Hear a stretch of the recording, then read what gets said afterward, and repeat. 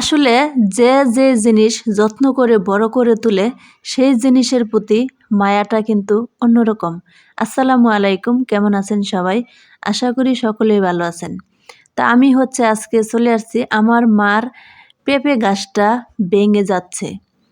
অনেকটা লম্বা হয়ে যাওয়ার কারণে ভেঙে যাচ্ছে, নাকি পেঁপের বরে পড়ে যাচ্ছে, নাকি গাছের গোড়ায় মাটি নেই বা বাড়তি কোনো জায়গা নেই সেজন্য ভেঙে যাচ্ছে বুঝতে পারছি না। গাছটা কিন্তু অনেকটাই ভেঙে যাওয়ার পথে আছে, হেলে যাচ্ছে অনেকটাই কিন্তু আগে আমাদের ঘরের সাথে বেঁধে রাখা হয়েছে, তারপরে বাঁশ দিয়ে এখানে রেখে দেওয়া রাখছে, তারপরে পড়ে যাচ্ছে, দিন দিন হেলে যাচ্ছে।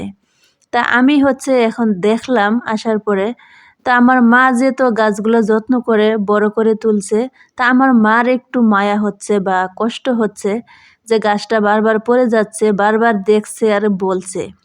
তা আমি ভাবলাম যে গাছটা ঠিকই তো পড়ে যাচ্ছে, পড়ে গেলে পেঁপেগুলো আর খাওয়া হবে না, পেঁপেগুলো ক্ষুদ্রায় নষ্ট হবে, কোনো কাজে লাগবে না। আর যদি গাছটা না পড়ে যায় তাহলে তো পেঁপেগুলো বড় হবে, পাকবে, সবাই খেতে পারবে। তো ভাবলাম আমি একটু গাছটাকে দেখি মেরামত করতে পারে কি। সেজন্য দুইটা লাঠি নিয়ে আসলাম, নিয়ে এসে ডিকা দেওয়ার চেষ্টা করলাম। দেখি পারি কি, যদি গাছটা টিকাইতে পারি তাহলে তো আলহামদুলিল্লাহ, গাছের ফলগুলো নষ্ট হবে না, সবগুলো ফলই টিকে থাকবে। তো চেষ্টা করতে আছি আমি।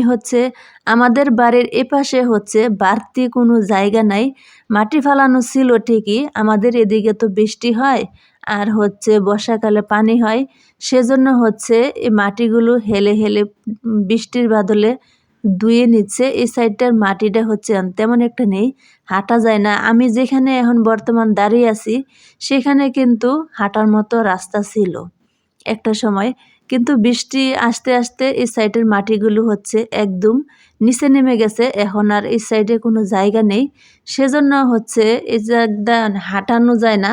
তারপরে এই গাছগুলো কিন্তু সঠিক জায়গায় ছিল, কিন্তু মাটিগুলো চলে যাওয়ার কারণে গাছের গোড়ায় তেমন একটা জোর নেই আর সমান কোনো মাটি নেই, সেজন্য গাছগুলা হেলে যাচ্ছে অনেকটাই। কিন্তু এই সাইডে কিন্তু অনেকগুলো গাছ, একটা দুইটা তিনটা চারটা গাছ, সবগুলো গাছই একই অবস্থায় পড়ে গেছে।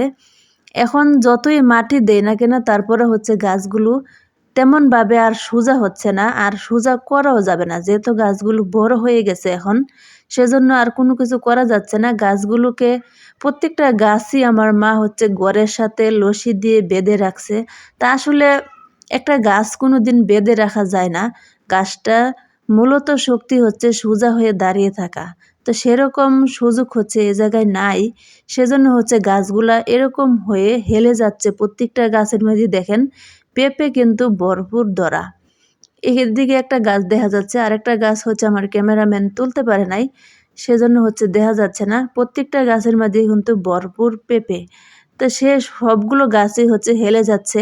আর এমন জায়গায় গাছগুলো হয়েছে, কারণ আমাদের ঘরের চালের জন্য কিন্তু গাছগুলো পুরোপুরি সোজা হইতে পারে নাই, সেজন্য একটু বেঁকা হয়ে গাছগুলো উঠেছে। তখন কিছু হয়নি, যখন ভরপুর পেঁপে ধরা শুরু হয়েছে তখন থেকেই গাছগুলা হেলে গেছে প্রত্যেকটা গাছ। তা আমার মার অনেকটাই কষ্ট গাছগুলোর জন্য। তা আমি চেষ্টা করে দেখলাম যে পারি কিনা, আমি একটু হালকা পাতলা যেমন পারলাম তেমনি দিয়েছি, আগেরও দেওয়া আছে। তারপরও এখন এই গাছের পাতাগুলো যদি একটু ছিঁড়ে দেওয়া যায় তাহলে গাছটা একটু হালকা হবে, কিন্তু বয়ে আমি করতে পারছি না, কারণ এই দেখেন কতগুলো পেঁপে, সবগুলো পেঁপে গাছে বেঁকা হয়ে গাছগুলো উঠেছে। তো সবগুলো গাছই একই অবস্থাতে, কিন্তু এটা একটু বেশি। তো পাতাগুলোতে ধরে টান দিলে যদি গাছটা একেবারে ভেঙে যায়, সেজন্য বেশি একটা করতে পারছি না, কারণ মায়া গাছের ফলগুলো চলে যাবে। তো ধন্যবাদ, সবাই ভালো থাকবেন, গাছটার জন্য দোয়া করবেন। আর ইউটিউব থেকে যারা দেখবেন সাবস্ক্রাইব করে পাশে থাকবেন, আর ফেসবুক পেজ থেকে যারা দেখবেন ফলো দিয়ে আমার সাথেই থাকবেন।